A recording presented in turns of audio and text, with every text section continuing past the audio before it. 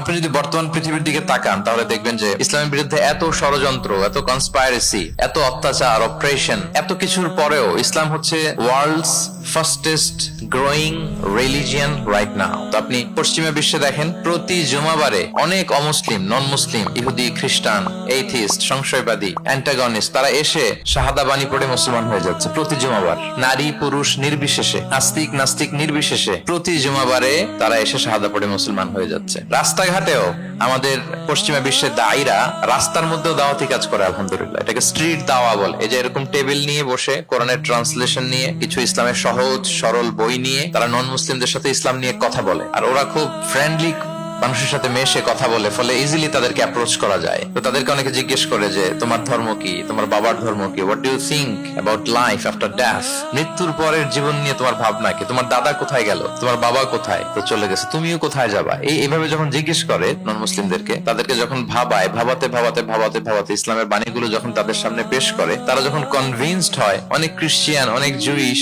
অনেক নন মুসলিম ওই রাস্তার ওই দাওয়া কাজের মধ্যে, স্ট্রিট দাওয়াতে ওইখানেই ঘোষণা দেয় আশহাদু আল্লা ইলাহা ইল্লাল্লাহ ওয়া আশহাদু আন্না মুহাম্মাদান আবদুহু ওয়া রাসূলুহু।